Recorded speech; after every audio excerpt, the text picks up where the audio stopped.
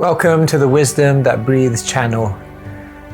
Across all our platforms, we try to share wisdom which is relevant and accessible to everyone. But on this particular platform, we go deeper into some of the ancient principles found within the scriptures. If you find some of the terminology difficult or inaccessible, then go over to our Keshava Swami YouTube channel where you'll be able to find other content which is perhaps more relatable. Thank you and enjoy the wisdom that breathes. Thank you all for coming. Om Agyanatimirandasya Gyananjana Shalakaya Chakshurunmilitam Yena Tasmai Shri Gurave Namaha Nama Om Vishnu Padaya Krishna Pristaya Bhutale Shrimate Bhaktivedanta Swamin Iti Namine Namaste Saraswati Devi Gauravani Pracharine Nirvishesha Shunyavadi Paschatya Deshatarine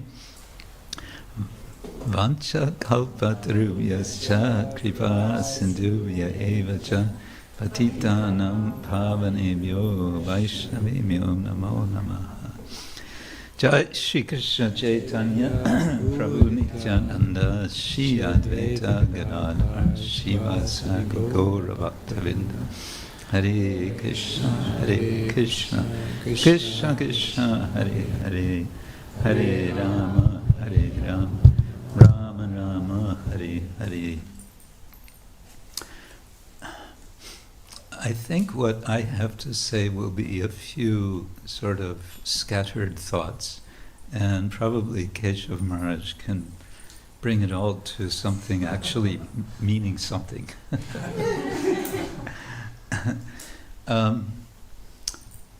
There's a painting of Krishna having lunch with his friends in the forest. Maybe you've seen it. It's a very sweet painting. It's Krishna and all his friends are around sitting and they're all facing Krishna. And one really gets a sense of community. This is sort of the, we could say, primordial community. It's the original community of Krishna and his devotees together. And what are they doing? They're having a good time. They're actually, when you read the description, they're laughing, they're joking, they're stealing each other's food, and they're tasting each other's food and talking about what they're eating and just having a great time. In fact, they're having such a great time that for a short time they forget the cows or the calves, and then they go, uh-oh. And then Krishna goes after the calves, and then something else happens, and that's another story. But I think it's nice to start with this model, so to say, of community. The word community, you may have noticed, has within it the word unity. And so in what Srila Prabhupada thousands of times referred to as Krishna consciousness, that expression basically also summarizes what our idea of community is. It's a community in which, well, he called his society the International Society for what? For Krishna consciousness. Someone suggested to him to make it International Society for God consciousness, and he said, no, this is about Krishna consciousness. So, within the title of the institution is a clear message of what is its purpose and also what constitutes community. And community means interaction, and it means action for a purpose, and the action that we refer to, we like to call seva. Seva is a Sanskrit word which we usually translate as service. I think it's good to remember that the sense of seva is it's ongoing service, and I like to think of it as attentiveness. The example in the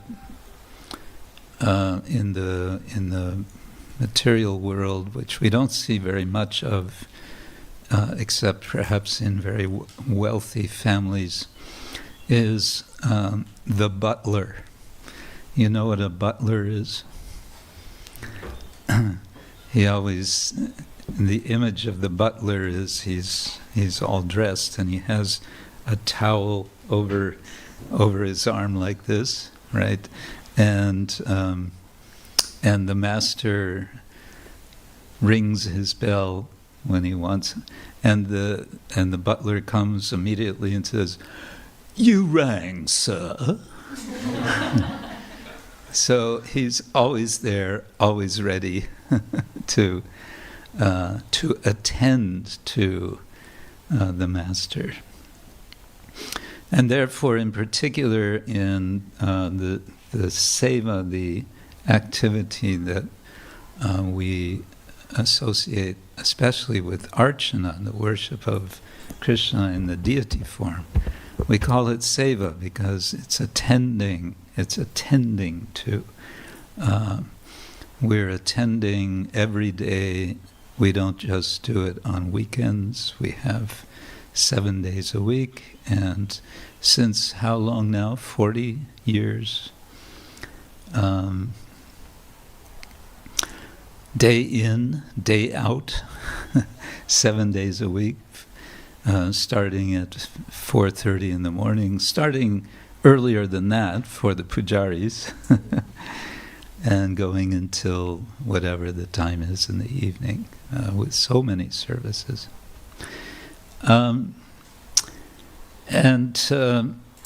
So I think this is significant for us to reflect on what is seva.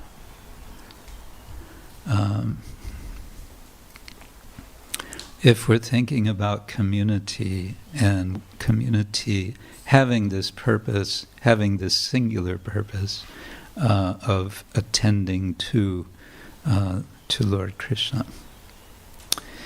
and combine that with this model of Krishna with his associates and reflecting on how much fun they're having. What is it? Yat avadi mama cheta Krishna padaravende nava nava rasa dhamanyudyantam rantuma asit.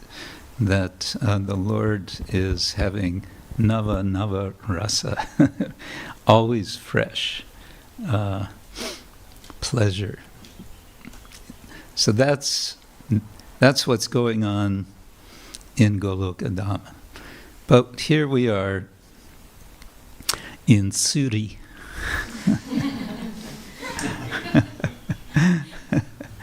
And we may think, well, there's a big gap between Golokadam and Zurich in the Schweiz. And we want to close that gap.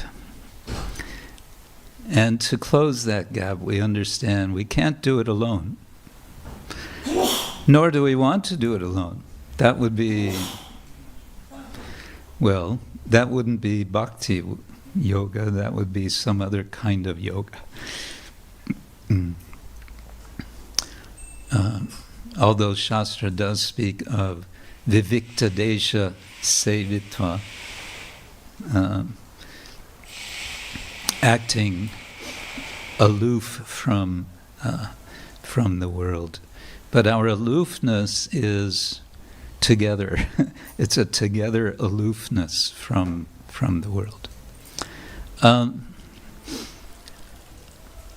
again, the word community has this word unity in it, but unity itself is, it's not the whole story. It's community. It's Latin, and com, I believe, means together. So it's like Sanskrit sam. We have Sankirtana, which is our main central, our core service. So if it would be only the unity, that would also not be interesting. It's community we're interested in. I spoke a couple of days ago about cows and earth, cow care, earth care. And I mentioned very briefly this idea of communitarianism. Srila Prabhupada would generally condemn all sorts of isms. But there is this concept in sociology, political philosophy of communitarianism, where the basic idea is that community is first and individuals are second. And then the counterpart, the opposite, you could say, of communitarianism is individualism. Individuals are first, and community is second. Or individuals are first and no community. Anarchy. But community, as I understand it from what I've reflected on and written a little about, is Dharma-based communitarianism. And by qualifying communitarianism with Dharma-based, what is Dharma? It's about the common term nowadays is sustainability. You could say that Dharma, which comes from dri, to hold, to sustain, is about sustainability on all levels. So I think something we want to reflect about when we talk about community is how this balance can be afforded, where everyone, devotees, feel included, and also our individuality is honored and sustained. And that means especially that our differences are, as the word says, are celebrated. Something that I've sometimes reflected on and wondered about is that as a mission, we are like a funnel. You know what is a funnel? Has a wide opening on the top and a narrow opening on the bottom. So as a mission, we have a very wide open top. We're saying, come on everyone, join us, chant Hare Krishna, etc. And then when someone comes into the funnel, then starts a kind of narrowing process. And sometimes that process can be a problem. And yet we find that without that process, it also doesn't work. One of the major narrowing, we might say narrowing process, I'm thinking also of filters, is we have certain regulative principles. We avoid certain things, which the vast majority of people in the world don't avoid. And if you suggest to them to avoid, they look at you like, what's wrong with you?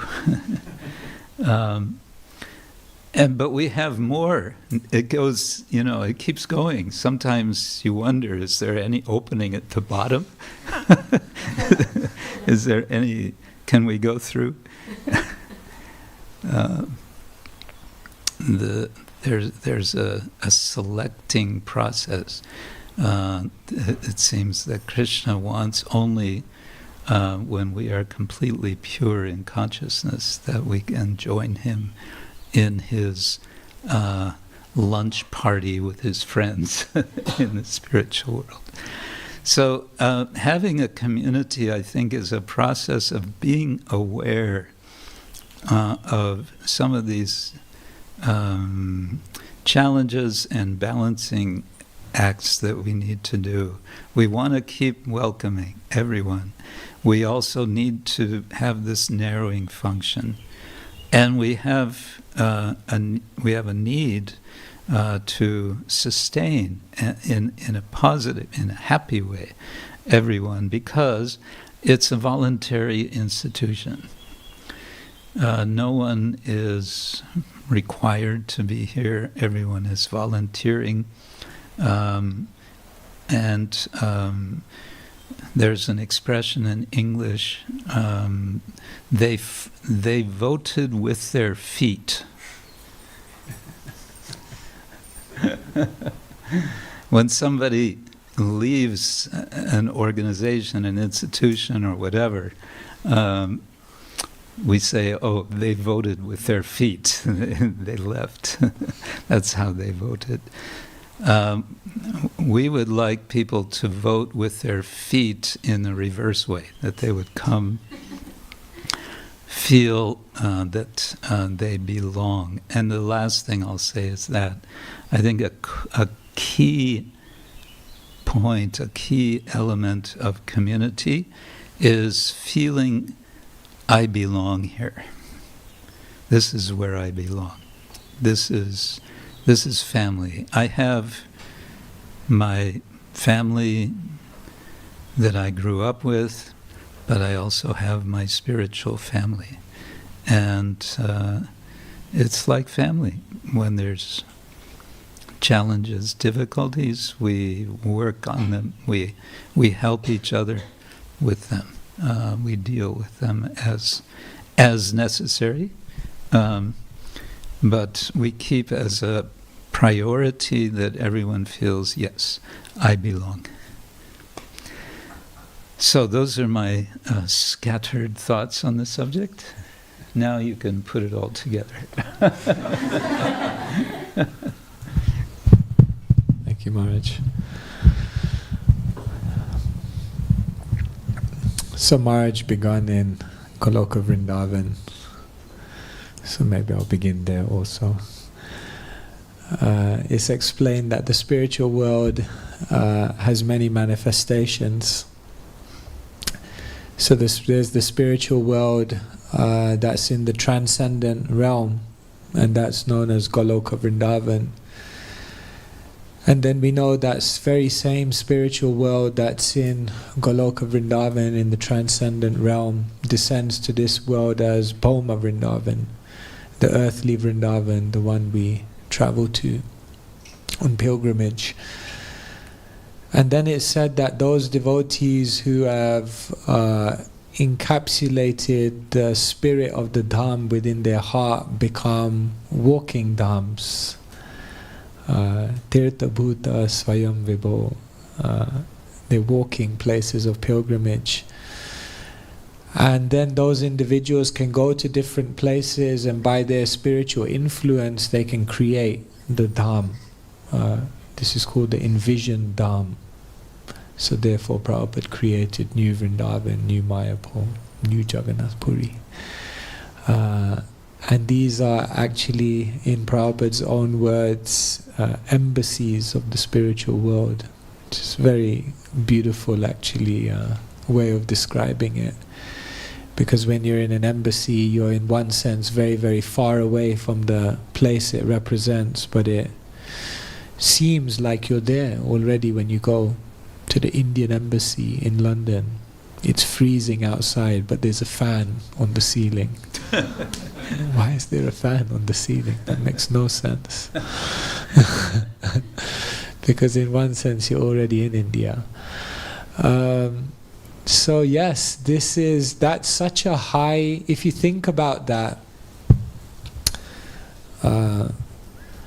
recently, I think I can say this online, Ganesham Priya Prabhu aka Jay Shetty messaged me and said he was bringing some eminent people to Chowpatty because apparently you may have heard there was a big wedding in Mumbai. Of course, no one here knows about that. No. Weddings in Mumbai. So he messaged me and he says, how do you normally introduce the temple to people? Like, how do you describe it? Like, give me some ideas. How do I describe the temple? So we were discussing different ways. We said, you know, the embassy of the spiritual world.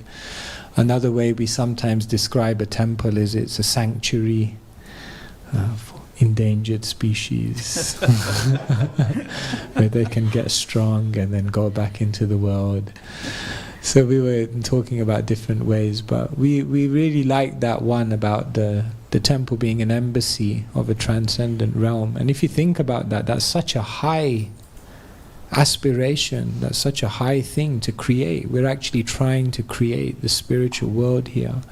When people come here, they should feel that this is a community which is so different to the normal community that I've been a part of. So that's a tall order.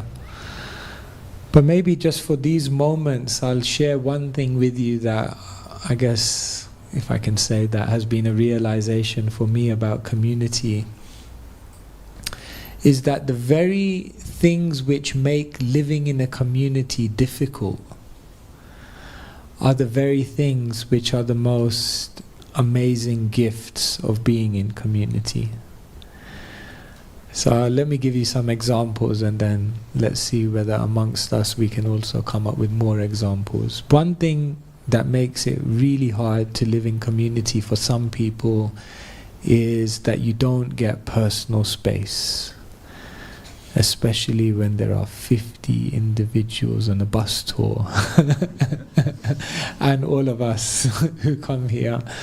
So you kind of think, I need a bit of space here, like in a community, especially in the West. In India, like not having your personal space is just like life, you know. You just live with, you know, when I first lived in, the first ashram I lived in was an ashram in India. And you know, you'd just be in a room and in the middle of the night someone would just come in and turn the light on and just do things, and you'd be like, come on, like what's going on here? Like, but there it's just like, it's okay, people just live together and personal space is not a big thing. But in the West, personal space is such a big thing. Yes, you can spread out and have your personal space also. Like in the West, if someone comes onto a train and it's empty and there's like one person on the train, they'll go to like the other side of the train just to have personal space. It's like, and in India, if there's 5 people on a 2-people seat, then they think there's room for another 3. You know, it's just like, why not? So sometimes community becomes difficult because of personal space. But actually, this is the very beauty of community, that you're always surrounded by someone. You can't escape the devotees. There's always not having your private space. Of course, sometimes we do need some private space, disconnection time, but it's actually very, very beautiful to be constantly surrounded by devotees, to constantly have that energy around you. For sure it makes us live on a higher level than we'd live if we were just behind closed doors where nobody was looking. And therefore, although that becomes one of the hardest things, it's one of the most beautiful things as well.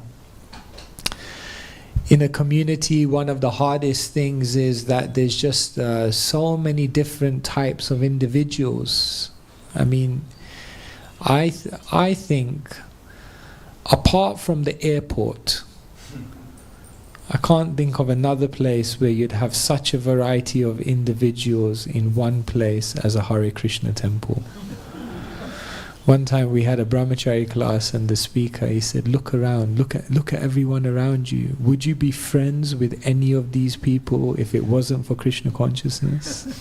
And we looked around and we were like, probably not. Like, we're so different. It's amazing. Different nationalities, different economic backgrounds, different habits. And that variety is so difficult to deal with because culturally we clash. English humor is very different to, I don't know, French humor or whatever. We're so different culturally, and that's difficult. But that very same thing is the beauty of community.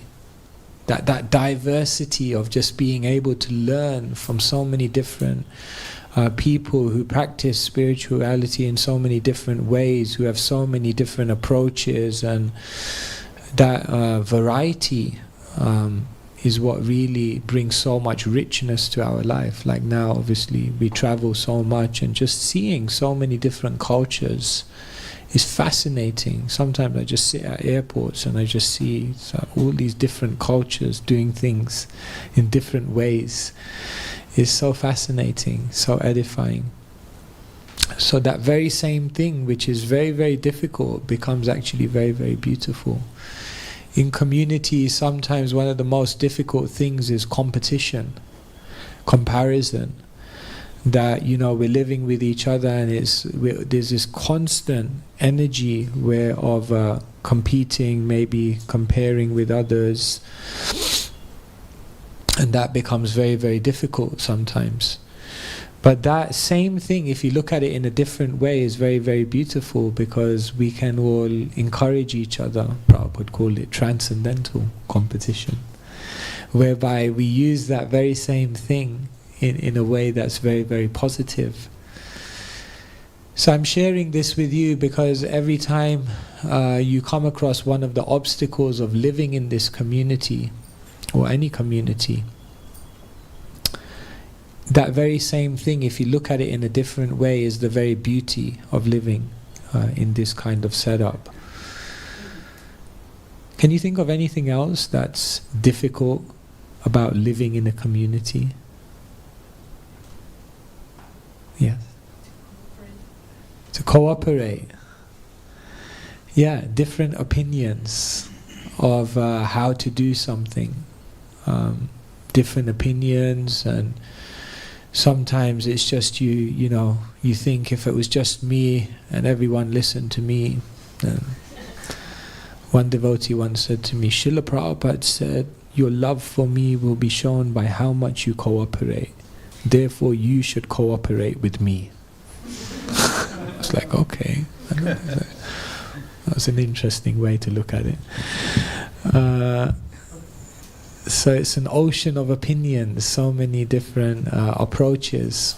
So how do we use that positively? It's wonderful, isn't it? It's wonderful to... do you want to tell us how to use that positively? Krishna Prema. Learn from others to see things in a different way. Yeah. Yeah, like we just... it helps us to be more broad-minded. It helps us to actually... Nowadays I purposely try to sit down with people I disagree with. You can try it sometimes. Wrestle with different opinions to build up your muscles. But it has to be Vada, not the other two, or Vitanda. So yeah, that engaging with different opinions is very, very edifying. It elevates ourselves, so we can see it in a different way, rather than just being surrounded, and they call it echo chambers, just by people who have the same opinions as you. Not very good for growth. Yeah, Krishna, do you want to say something? Oh, you were just going to give the other. Anything else that's difficult about living in community? Yes. You were mentioning this morning in the lecture that when we take on responsibility, and I think in the communities, there are not so many, so each one of us has some responsibility on the small one. So getting the criticism, the misunderstanding. Yeah. When you're in a community, we're looking at each other all the time and we don't have necessarily the best things to say about each other sometimes. And that's difficult when you're living in community, because people tell you maybe what they think about you. But the other thing is, they say feedback is the breakfast of champions. And one exercise we used to do in the Brahmacharya ashram, we used to do it like periodically, is we'd all sit in a circle, 20 of us, and then everyone would get a piece of paper. And what you would basically do is you'd write the name of the person to your left. So like, Krishna Kshetra Swami. And then we draw 4 boxes and we do a SWOT analysis of each other. Strengths, weaknesses, great opportunities in your life, things you should watch out for, threats. And then everyone would get 1 minute to write about the person on their left. Okay, everyone switch, boom, and then it goes to the next person. And half an hour later you have a sheet in front of you with a very honest SWOT analysis. And it from 19 other individuals who are living with you, observing you, who know the inside story from morning to evening of who you are. And it was quite powerful, actually. It was very powerful, because you'd begin to really see yourself in a different way. So that feedback is actually incredibly... The people living with you actually hold the secrets to what could catapult you forward in your spiritual life. And as long as we might make ourselves available for that, through trust and friendship, it becomes so empowering. So yes, it can be very powerful as well. Yes? Old minds and new minds. Old minds and new minds? What do you mean by that? So older generation and the newer generation coming together. Oh, yeah. So like the strictness and discipline from the old generation to the new modern minds. Yeah, it's such a different approach, different generations. What are we in now? Generation Z? Is it? I'm the one before the millennials. Which one was that? I can't remember anyway. Yeah, different generations, different approaches, and something to learn from every generation, right? That's how there's something to be said about the commitment of, perhaps I can say, the generation above me. Once my dad, he came to my brother and he said, the difference between my generation and your generation is that we had one job in 30 years. You guys have 30 jobs in 1 year. Because I can't keep up with you. You keep changing your job. Why don't you stay in one place and just do it? That generation had such a commitment. Like, I know devotees at the manor who just stayed there for like 40 years and just did the same service for 40 years. That's amazing. So it's such a commitment. And in this generation, maybe that commitment is not there. We tend to jump a lot and move from place to place, do different things. But maybe we bring an innovation, maybe we bring a creativity, maybe we bring a willingness to move with the times, or that is also very, very beautiful. So, creativity with consistency. That's one of my mantras in life. That some people are very creative, but they don't have the consistency to make it amount to much.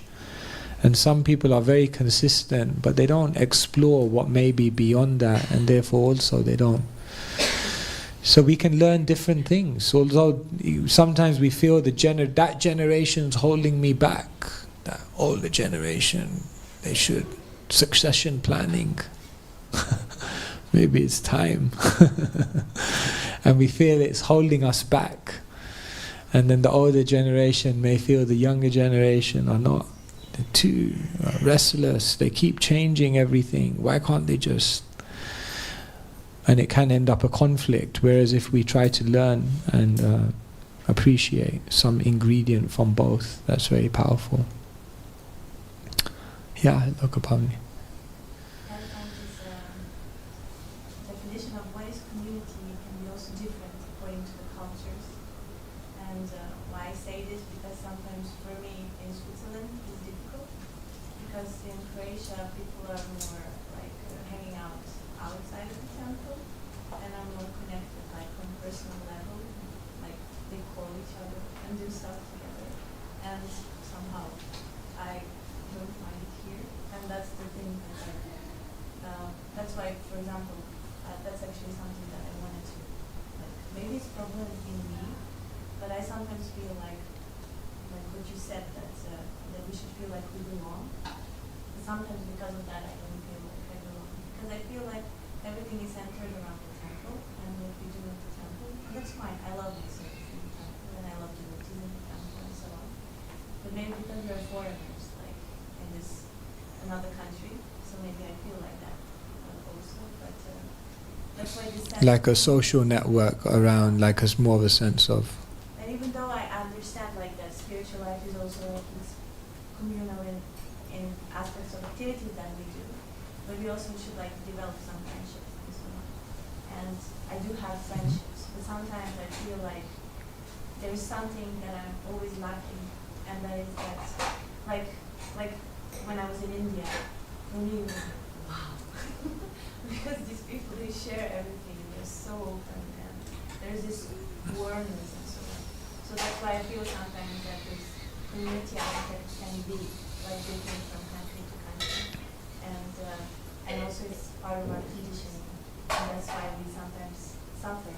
But I don't know if it's because of my conditioning that I suffer, because of I'm searching for these things, or I don't know, I have to change some things or my view. So Yeah. No, thank you. Thank you for sharing that, yeah. Once I distributed a first canto of the Bhagavatam to a lady from Zimbabwe. She was a Christian. Jai Shri Shri Jagannath Baladev Subhadra Maharani ki jai. So she was very sincere, very real searcher, but a deeply devoted Christian, very active in her community. So she took the Bhagavatam. Anyway, she read it in like 1 week. She emailed me back. She said, can I have the next volume? So I sent the next volume to her. I sent the next 2. So she completed the first canto. It took her another few weeks to complete the first canto. And like that, I would send her 1 canto of the Bhagavatam at a time. And she made it all the way to the 9th canto. And but yeah, it's coming now, just before the 10th canto. And then one day she emailed me. I still have that email actually. She said, this theology is beyond anything I've ever experienced. She said, the beauty, the intimacy, the comprehensiveness of this theology is way beyond anything I've ever encountered in all of my studies. And then she dropped. But I have to stop. I have to just stop this. And then she explained why. She said, because this is just shaking my world. And if I pursue this path, it means I have to leave my Christian community. It means I have to leave my Christian friends. It means I have to leave my whole social network. And although this makes complete sense to me, my whole life is based around this society, this network. And so I just can't do it anymore. It's because this is my life. So she stopped, and she wanted to discontinue communication, so we did. But the amazing thing is, about 5 years later, I somehow or other, sometimes the financial reports of the manor come to me. So at that time, so I used to see what donors were coming in, and I realized that she had become like a patron of the manor, and she was giving like £1,000 every year to support the activities, but from a distance. And then I met her years later. She's still practicing her Christian path. She still reads the Bhagavatam in secret. But it occurred to me that, it's such an important thing. Theologically, philosophically, spiritually, everything can make sense. But if socially we don't have that feeling of belonging, then it's very difficult for most people. So, yes, that's why we're also not just connecting as colleagues, but connecting as real friends, as real family members. I guess we can... So, just to kind of close up what I was saying, every time we encounter difficulties in community or obstacles or seeming things that are impediments in being in this environment, we can also see that those are the very same beautiful things that make this such a unique opportunity. And so yes, community. And to end with the African proverb, if you want to walk fast, walk alone. But if you want to walk far, then walk with many. Hare Krishna. So I guess some questions, perhaps, if anyone has. Thank you so much, just for your inspiring talks. I have a question. Something that I heard quite often over the years, that we should put people over projects. And I get that point, that we shouldn't be impersonal and we shouldn't just focus on what should be done, but we have to take care of people. But when I look at Srila Prabhupada, how he established the mission and how he dealt with devotees, it was not only that he just focused on people, but he also had a mission, he had a vision, and he would engage people. And in this way also relationships came about. And if you can say something about how to balance the two, how we, in a community, we have to be people focused, at the same time you gave the example of Krishna in the center. There needs to be a unity. And in my understanding, being not completely on the transcendental platform, that also means, in a sense, to have some external activities, some project which gives meaning to a community.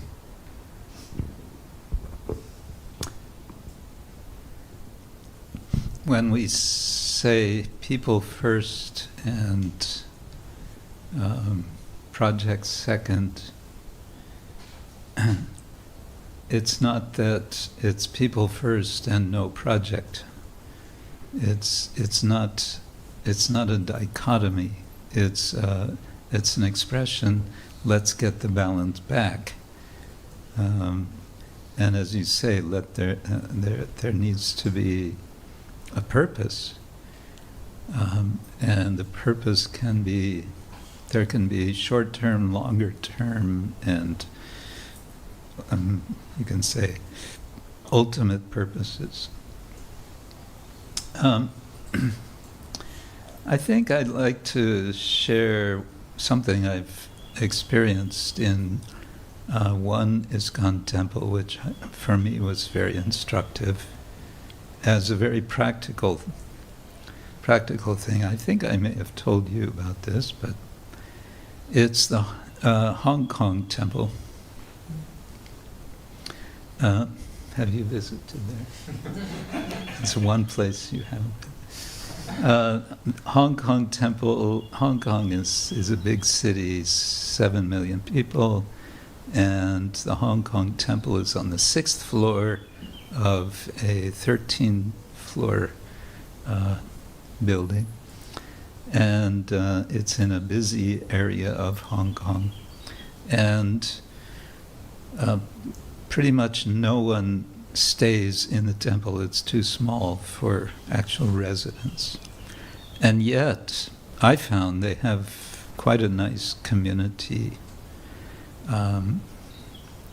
And a couple of things I noticed that they do, which I was fortunate to take part in. I was spending some time in Hong Kong teaching, is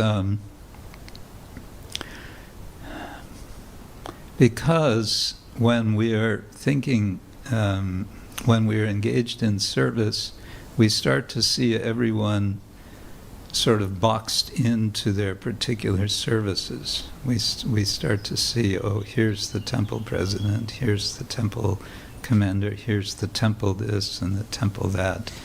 And we see ourselves as the temple whatever.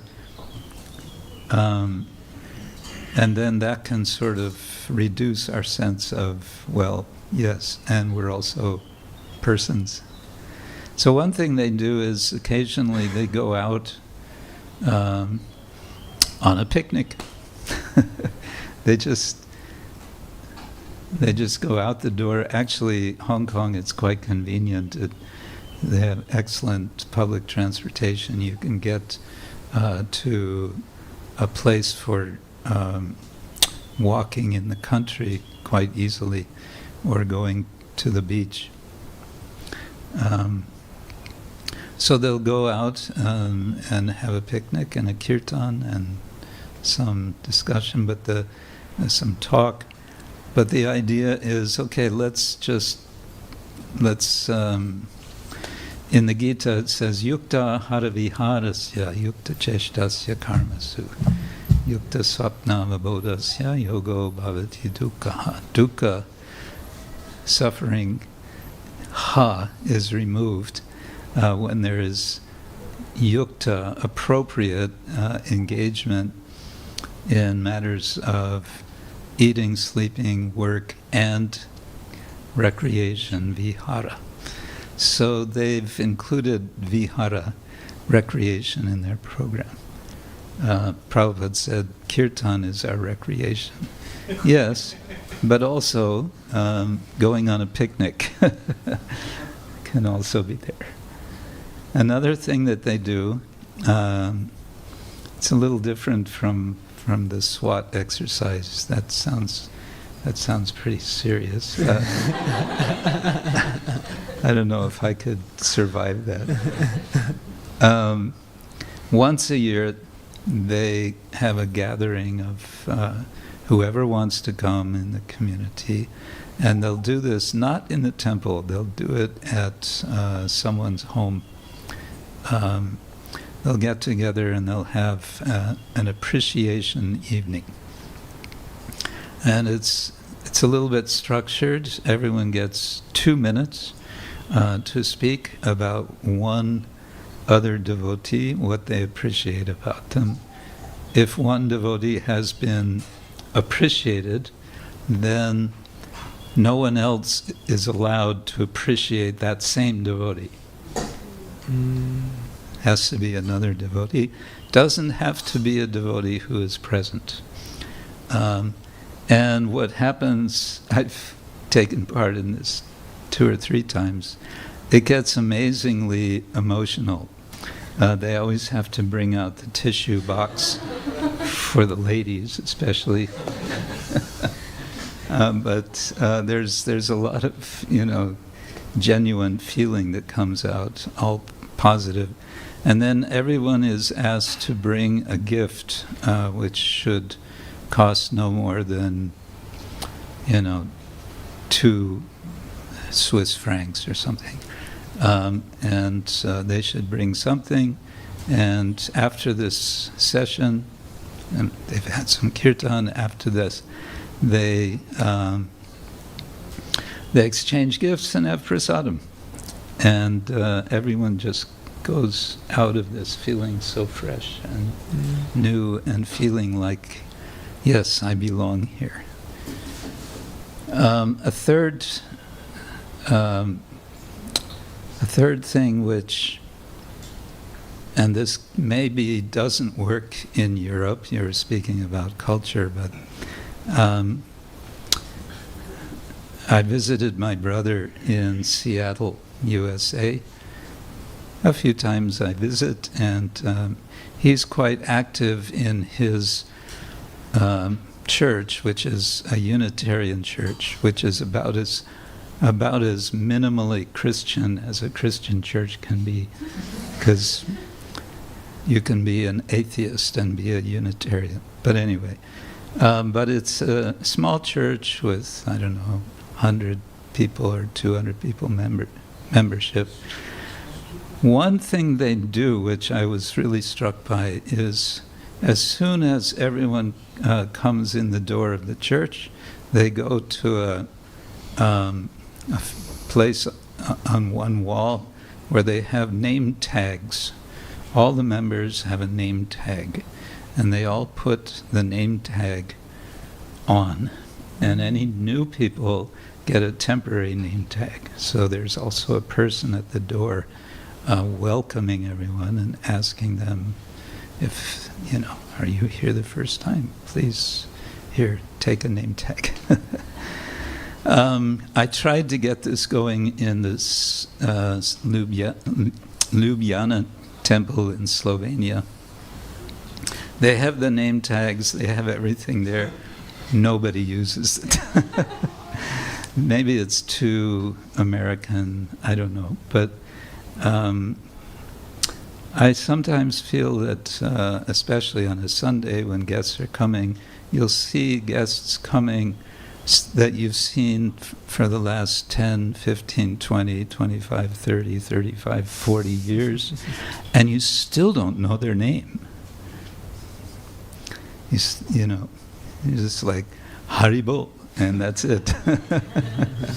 That's the extent of your conversation with them. So I think also little things like this can help us to get this balance that we want between project and persons. I remember, speaking of welcoming people, the late Sridhar Swami, our Sridhar Swami of ISKCON, was telling once how he visited one yoga center in New York, in Manhattan, I think.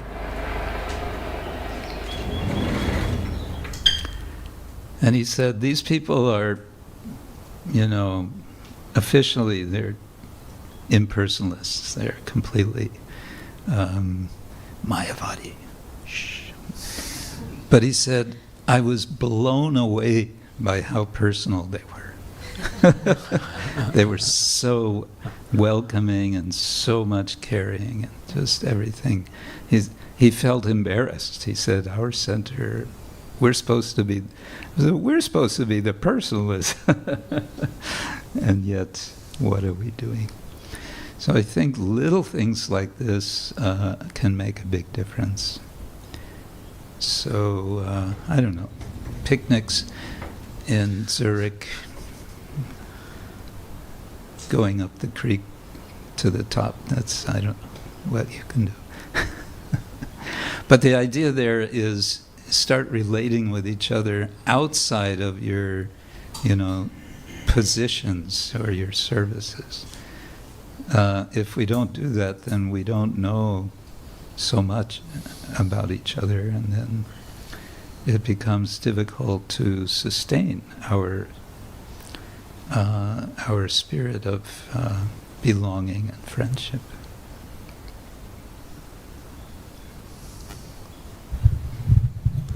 Not so.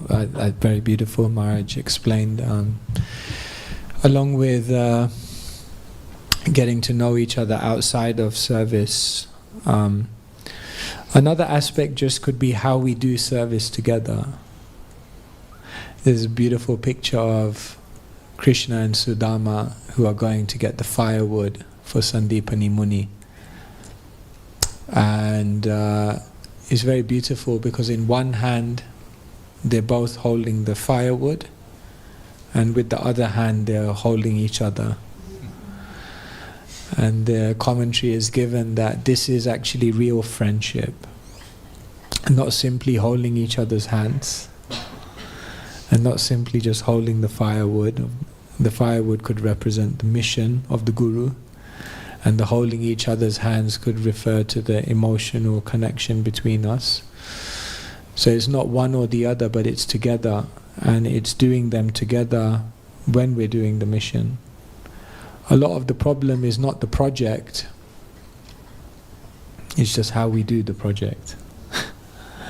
Sometimes the project is so done in such a kind of a way which is, it's interesting because Srila Prabhupada used this kind of military terminology, that the temple is an army base, the books are bombs, it's wartime, and there are soldiers on the front line, and we have this military terminology,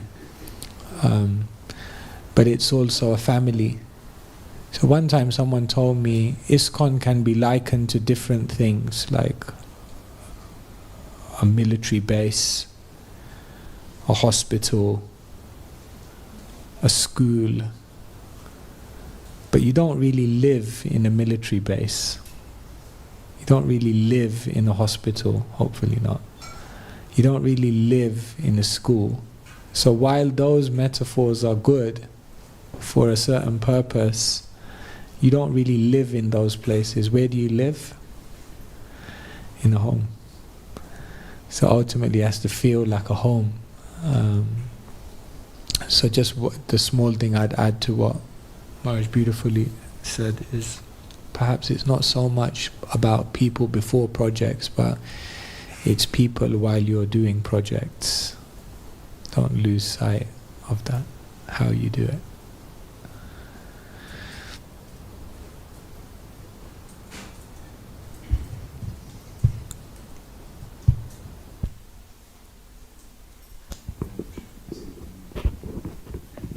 Hare Krishna. Thank you so much for your speech.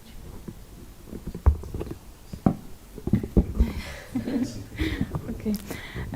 So I have several smaller questions, and the first is, so before I was consciously trying to become personal, I wasn't doing it, and then I realized I'm scared of becoming personal actually.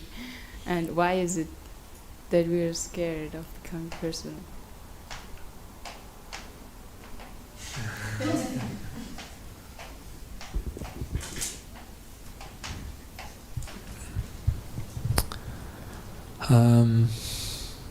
I guess one thing is perhaps vulnerability, that when we are being personal, then there's so much we have to reveal about ourselves. Otherwise, where's the personal connection? So sometimes that sense of, do I really want to reveal? Do I really want to expose myself? Do I really want to share something within myself that's very valuable? Will others appreciate that? Will they value that? So that vulnerability, maybe that fear of being rejected, that could definitely be one reason why we find it difficult to be personal with others. Maharaj, anything else? Oh. Well, and that's just what I was thinking. It's about vulnerability, and what that means in practice is also a need for confidentiality and trust that confidentiality can be kept. Rupa Goswami says, Dadati pratigrinati guhyam akyati prichati bhungte bojayate chaiva shat vidha priti lakshana. So the guhyam akyati, guhya means confidential, can mean secret. But he's saying there's these 6 sorts of exchanges, loving exchanges amongst devotees. So there should be a culture of allowing for confidentiality based on a culture of of trust. When the trust is broken because we are not controlling our tongues, someone confides in us something and we just kind of without thinking share that with someone else when that was inappropriate to share with someone else, that's breaking trust. And when that trust is broken, then naturally we close up. We become, instead of trusting, we become the opposite. We become distrustful. And that's a very delicate thing. It needs to be cared for very carefully. And I, for myself, try to be very conscious of this because I'm in a position where quite a good number of devotees confide in me things. And I have to really be conscious. This is something, what I've just heard, that stays with me. And sometimes I might even be tempted to share something with someone else. I have to a little bit think, no, this is not to be shared with someone else. So it's a bit of a discipline also, or it's a big discipline. Yeah. Thank you so much. If there are no other questions, here at the back.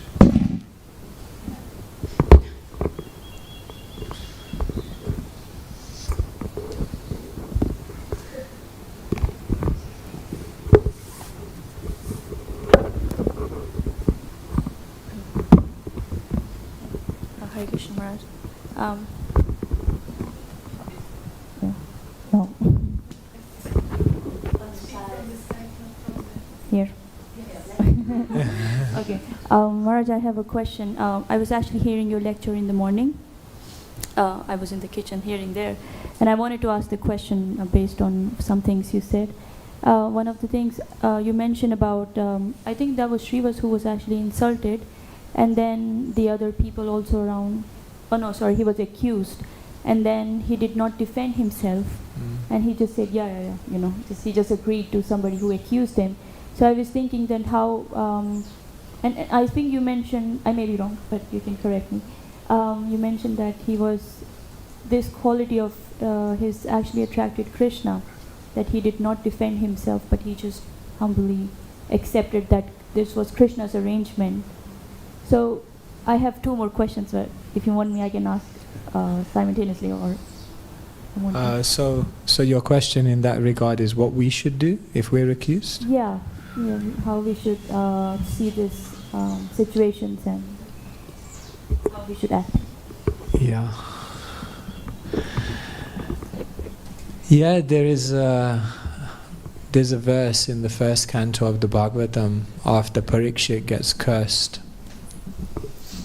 Tirashkrita vipralabda kshapta kshipta hata api nasya tat pratigurvanti tad bhakta prabhavopihi.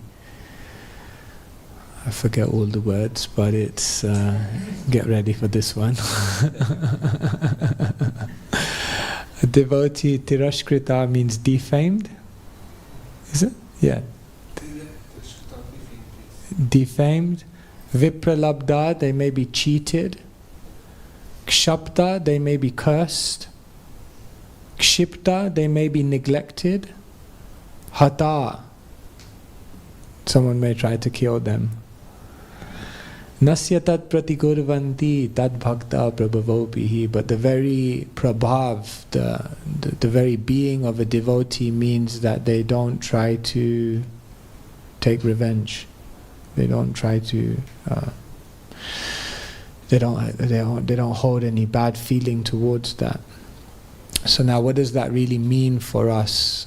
A devotee may defend themselves if it's required for service. Sometimes we have to protect our reputation because we need a reputation to do our service. Sometimes we have to point something out that's wrong, or sometimes we see something in someone else that needs to be addressed. So, but the spirit here is that Srivas Thakur, for his own, there was no damage to his own ego that was causing him to then say, no, actually, let me tell you, set the record straight. For himself, there was no need to defend himself. He was so secure, he was so connected in himself that he felt no need to redress anything. But in our situation, firstly, we are perhaps not on that level of connection with Krishna where we can just be so aloof. But the idea is that eventually we're trying to get to that point where even if we do get accused of something and we do need to address it for whatever reason it may be, it's not really anything to do with our own need to protect our own self-esteem or confidence or sense. There's no ego there. Does that kind of make sense? So that's the kind of lesson that we take from it, that we have to get to that point where, we don't feel a need to defend ourselves to feel more worthy. I don't know, Maharaj, if you want to. What we take from that. I'll just add a footnote to what you said. I always remember Brajavihari Prabhu, who is a professional mediator for the American government, and he's also conducted many mediations in ISKCON. And one point I remember he made in a seminar on the subject, which has always stuck with me, is that when there is some conflict, you can ask yourself, who is the owner of the problem? Who is the owner of the problem? Very often, although the owner of the problem is someone else, we get confused and think it's somehow our problem. But if we can be clear that actually this is not my problem, it's this other person's problem or this group or whatever, that can serve a huge amount to clarify for yourself what to do or what not to do. So if it's a matter of being accused of something, that might be a helpful question when you are confronted with that. Yeah, thank you so much. One more question I have. So I was thinking that in regards to being accused or something like this, when you speak to your seniors or something, and then the first answer you get is, "Oh, this is your karma," and deep inside, your heart, this is your karma, yeah. And then it can be a little bit of battle with your false ego. But then I was also thinking that there is a verse in Bhagavatam, this Tatyanukampam Susamikshmana, this one, that even if the devotee is, in such difficult situation, if he still goes on with his Krishna consciousness, he still pays obeisances to the Lord, it becomes his right to return back to the Godhead. Yeah. So I was thinking that even if you are in such difficult situation and you know that the other person may be the via media of your karma, so how do you still see the other person? And because this, and also that this is arranged by Lord Krishna, it's not just happening by chance. Yeah. So how do you see the other person as, you still want to have some respect because they are also devotees, so you may not associate with them so intimately, but at the same time you want to have that respect, at least in the mind, but not have those bad feelings or grudges against them. So how do you see that, navigate through that? How do you see the messengers of your karma?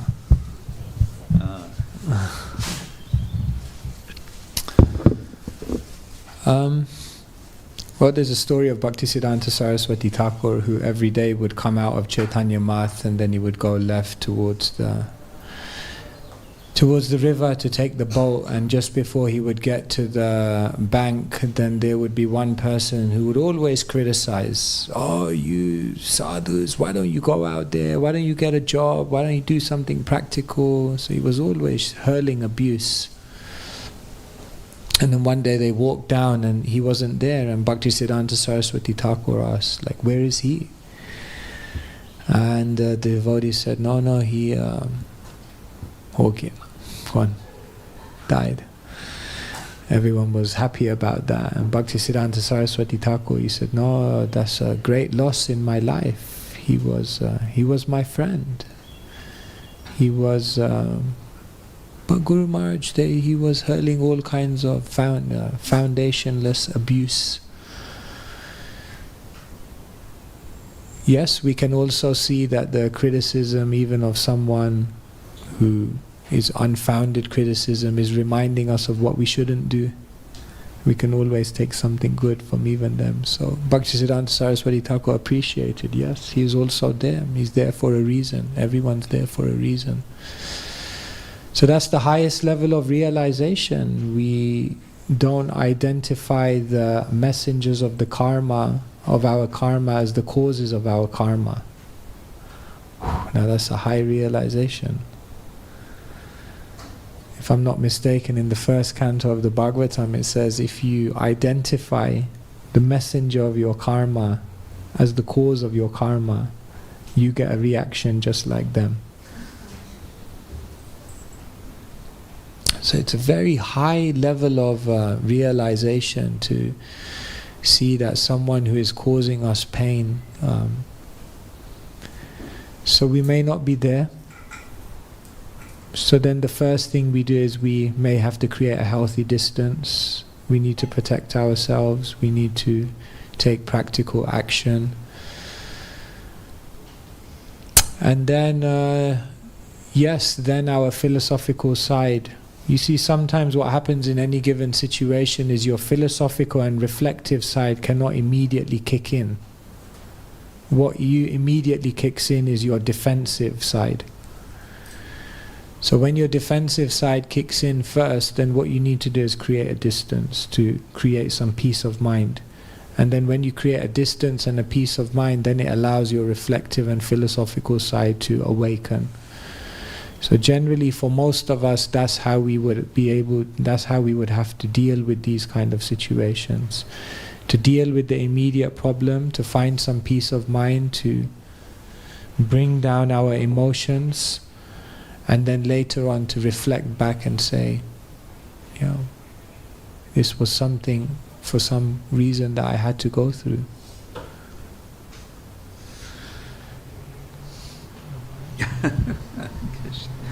Another footnote about keeping distance for reflection.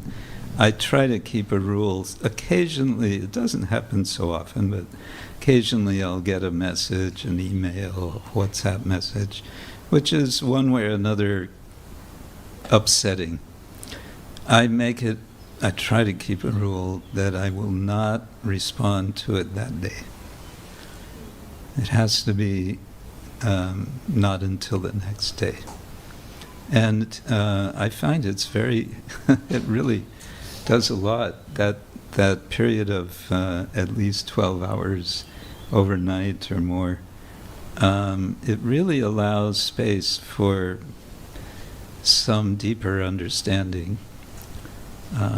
Paramatma kind of, you can better tune in, I guess, to the wisdom of Paramatma, and then understand how best to respond in a way which is spiritual, which is beneficial to everyone. Yeah. The tendency, of course, when there's, as you said, what kicks in first is defensiveness. And the nature of defensiveness is you want to do it immediately.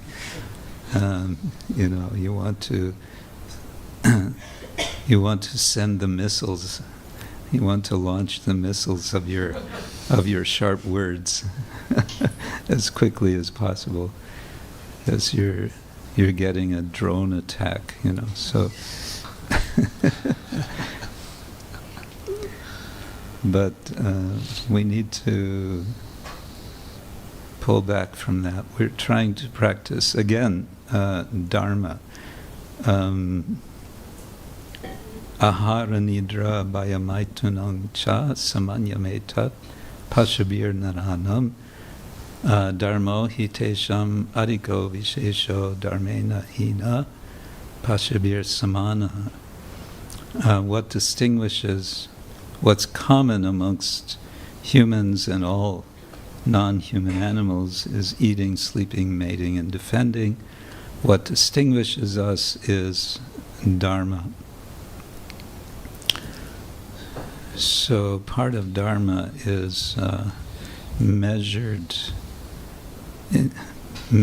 practice of speech. Yeah.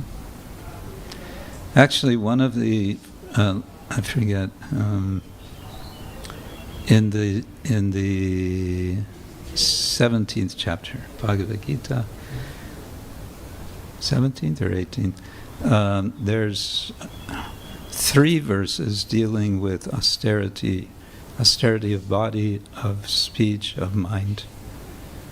And it's either an austerity of speech or of the mind, is monam. Anudvega karamvakyam satyam priya hitam chayat. No, so it's austerity of mind. Manaprasada somyat from, I don't remember now. Monam atma vinigraha. So monam is an austerity of the mind. It's an austerity in the mode of goodness of the mind. Interesting. Yeah.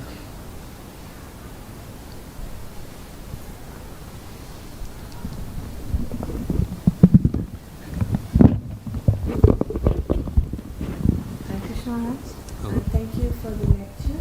I have a question related to the sustainability of the temple community, but not only sustainable but long-term sustainability. So, one journalist has asked a mountaineer, why do you climb the mountain? And he replied, because it's there. And in the similar way, the devotees in a congregation, they come to the temple because it's there. They have to come.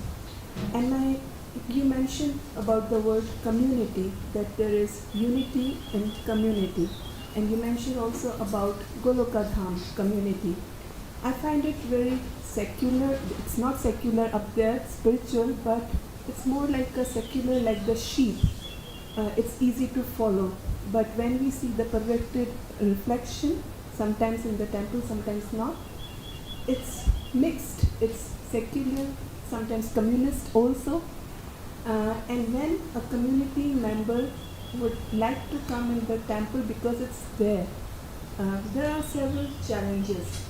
which is normal because we are also living in a materialist world. But my question is how to find a way to have a long-term sustainable temple community, which is also very complex because on one part we are very much united when we do follow the temple routine, the artis, kirtan, but when we see the social part, it's completely distorted because we are egocentric mentality, we have the image consciousness, the old model of society-based consciousness, and it really is complicated to have that kind of a ideal Goloka Dham kind of a society. So can you please suggest Hare Krishna. I hope you're not asking me.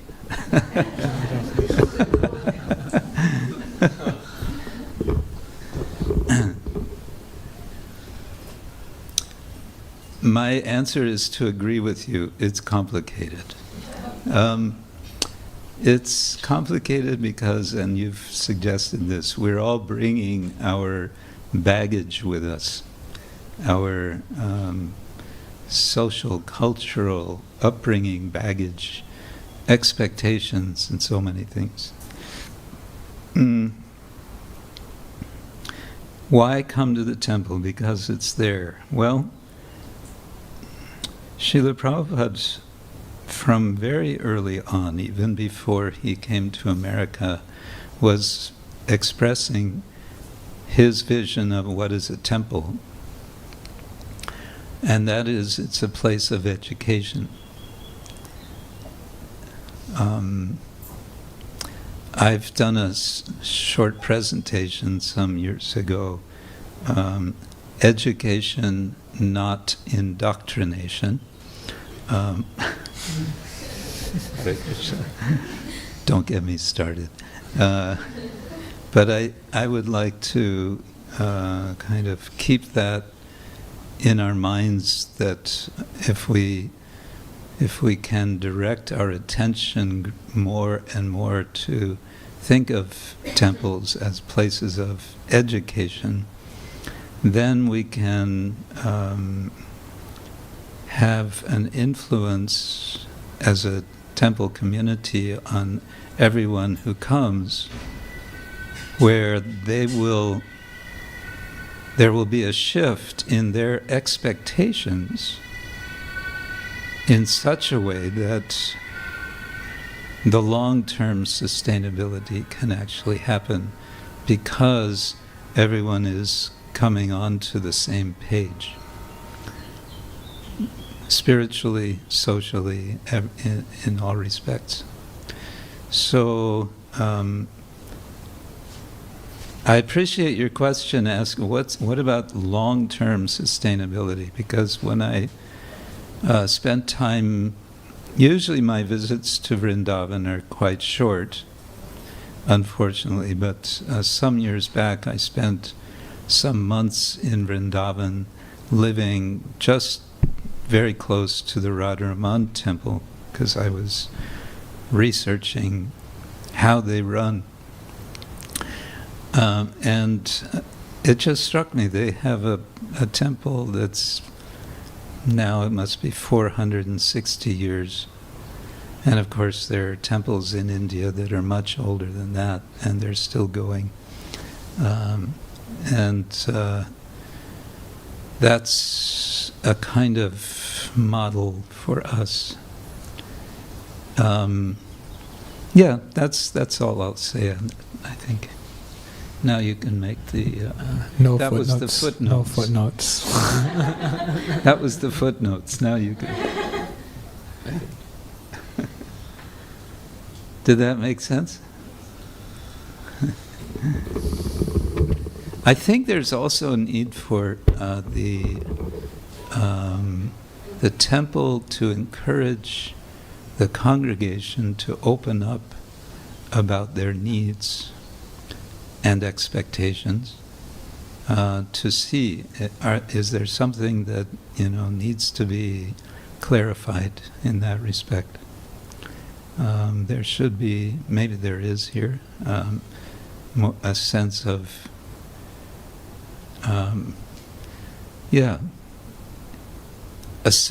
something more than a suggestion box.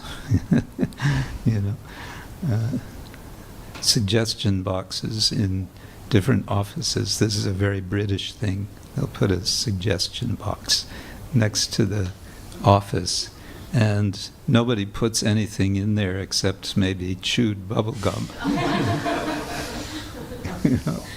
And even if someone would put suggestion, no one will ever open it. And even if they open it, they're not going to actually read. And even if they actually read, they're just going to throw it away. So something more than that.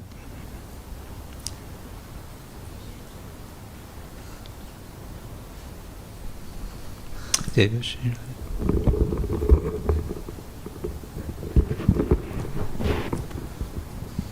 I had a question about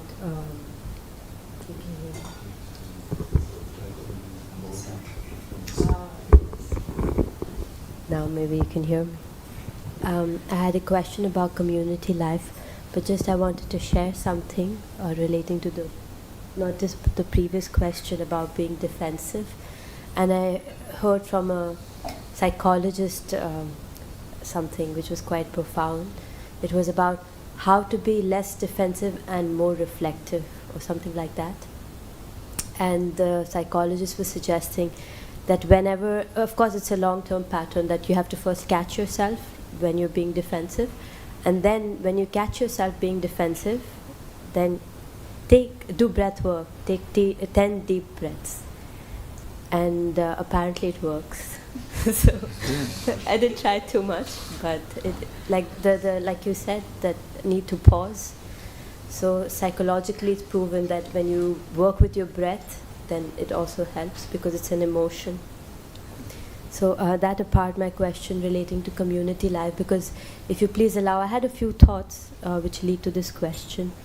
One is that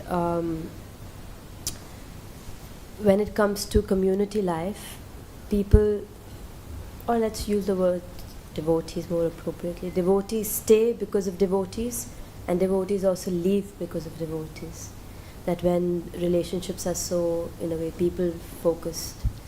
So that was one thought. And the other is that we all come to the community with different expectations. So a community sometimes can be a bundle of different expectations, and therefore there are also disappointments. And also it is said that the success of a relationship is tested in difficulties. And we see that when things get difficult, different members respond differently. And also in our local community, we see that there can be this distaste which is there. But I was thinking, what really inspires us to give to the community? Of course, there is the Krishna conscious aspect, that when you develop that love for the deities and when you dedicate yourself to Srila Prabhupada's movement, you also naturally feel that you want to be part of the community. But apart from that, in our relationship with each other, what can we do so that we can make our devotees stay? What could be that factor? Your turn. So in essence, what can we do to inspire devotees to remain? Yeah, despite the fact, that there are difficulties and their expectations are not met, because we have this tendency for perfection, which we also reflect on our community, but we are not going to be perfect as a community. So how to be okay with that, and personally, on a personal level, how should I be okay with the fact that the community will not be my perfect? And at the same time, if we are facilitating a community, what should we do to inspire devotees to stay despite difficulties? I think the first thing that comes to my mind, which I can say for myself, really stands true, is that even though there are so many struggles or so many sometimes disappointments or unmet expectations of a community, I think if you feel like you're growing, You're growing in your spiritual life, you're growing in your service, you're growing in your offering to Srila Prabhupada. As long as everyone is growing, then there will inevitably be difficulties, but one looks at themselves and realizes, yeah, the field may not be perfect, there may be, different challenges within it, but by being planted in this field, at least I'm growing. So in my life, I think that really helped me, that, I found myself in situations which were never, I don't think a week went by where I was, not like, I think I need to go somewhere else. I think it's time to go to Vrindavan.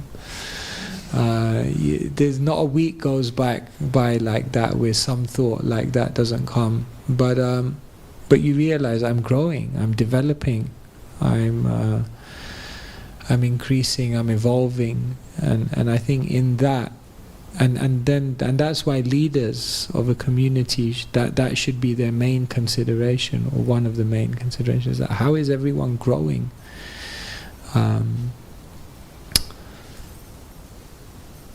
Something. You said it all. Well, the image of growing suggests also that we, and the field suggests we also think about soil. There's a film we saw recently,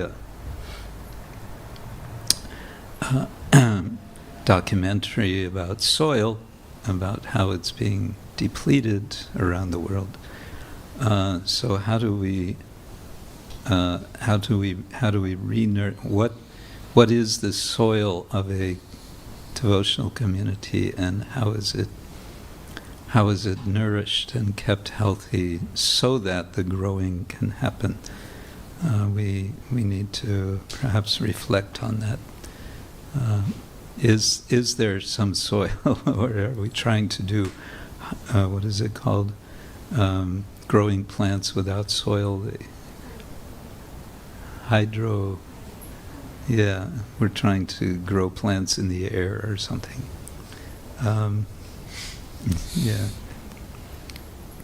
One thing that I think it's good to recognize and just acknowledge is that we're not in a vacuum. There is a culture around us.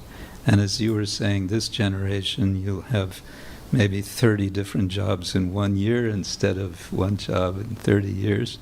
That culture is on the move.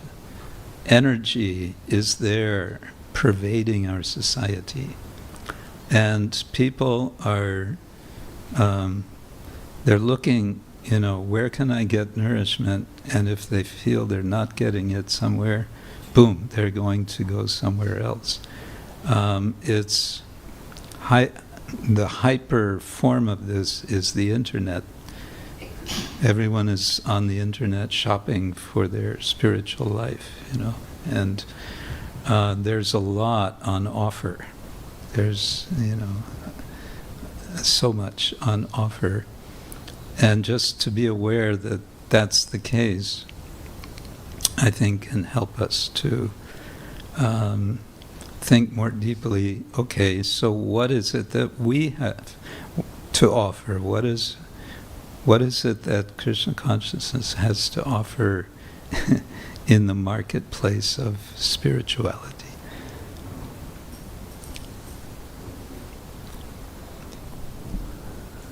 I see hands. I don't know how long we're... Okay, maybe he has not asked, so...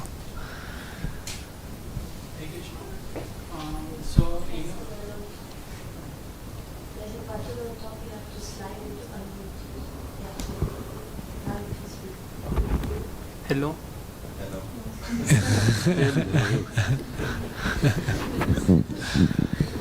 Hello. Is it working?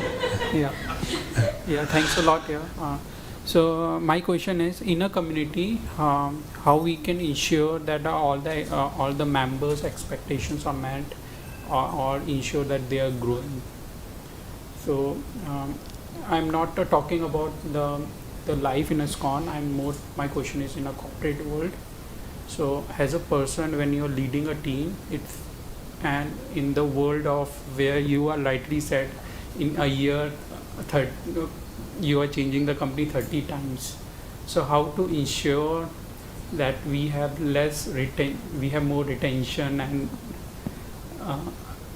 so how to ensure in a corporate world that your team members' expectations are met and they are growing, so that we can make that. I've never had a proper job in my life, so I'm probably the least qualified person. Your qualification is you managed to avoid corporate life. So you're asking, in a corporate situation where there's such a shift of people from one place to another, how can you as a leader in the corporate world encourage people to stay? Well, one of the biggest things in the corporate world now is work-life balance. And the amount, it's incredible actually, the amount of funds that corporate companies are setting aside to help employees actually, deal with mental imbalance, stress, ensure that there's enough scope for. So I think, employers and the way they look at their employees has evolved over time. The very old model was, how do you maximize everything from them, like squeeze them as much as possible. And then it's understood now that that's just not sustainable, and therefore now employers look at how to actually help them to ensure they have a life outside of work. And so I think when we begin to, in the Bhagavad Gita, there's the modes of nature. So there's ignorance, there's passion, and then there's goodness. And a lot of what we see of management is a passionate type of management, where one is looking to get the immediate gain, like instantaneously, a tangible gain instantaneously. But in the mode of goodness, one is understanding that if I contribute, if I give people a good quality of life, then they'll ultimately give more.